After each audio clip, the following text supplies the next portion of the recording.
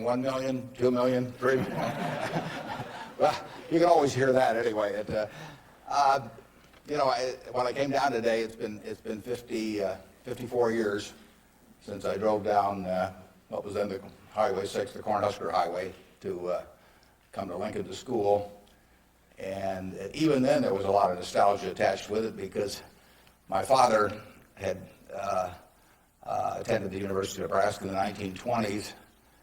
He was editor of the Daily Nebraskan, and one day a young woman from West Point, a student, came in to apply for a job as a reporter on the Daily Nebraskan, and my father not only hired her as a reporter, but he married her shortly thereafter. So both my parents attended here.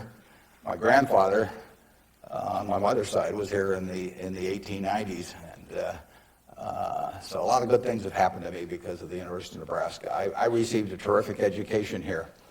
I was telling the dean the most valuable thing I learned here, but I learned a lot, but the most valuable was accounting, and we had a wonderful professor named Ray Dean.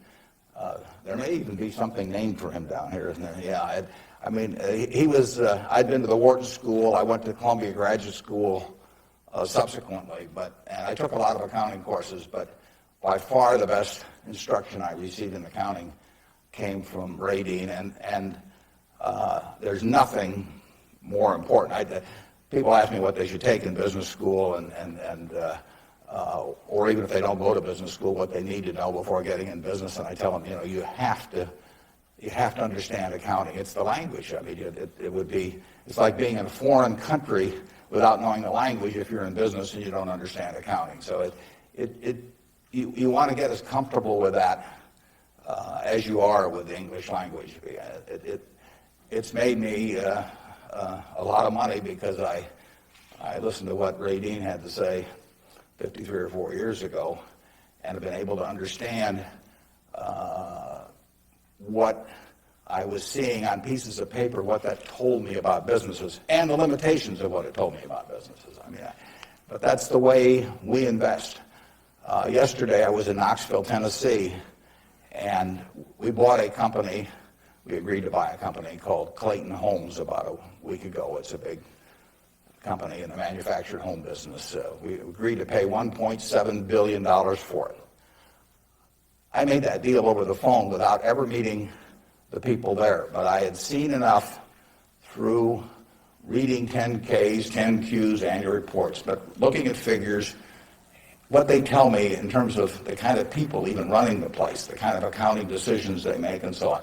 I was able to make that $1.7 billion transactions over the phone. Yesterday was the first time I met the people, and their board of directors had actually approved the deal a week earlier. So it's, I couldn't have done that if I hadn't have, had a great time at Ray Dean's class 53 years ago. So if I'm going to tout one thing, aside from this particular leadership class, of course, if I'm going to tout one thing, I would tell you that get comfortable with it.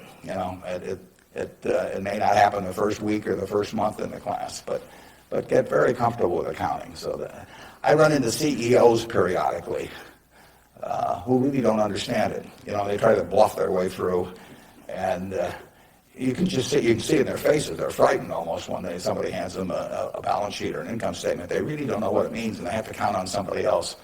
And that's something you shouldn't count on. We make all our acquisition decisions ourselves. We don't call in consultants or anybody. We don't call in investment bankers, much to their disgust.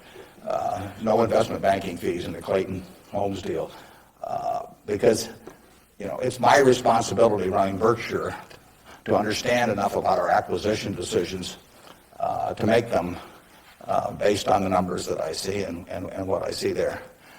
This course, however, is about leadership, and I'd like to talk just for a minute about that, and then I'd like to really talk about whatever's on your mind, and we'll get questions. But leadership obviously it's a very simple thing in concept.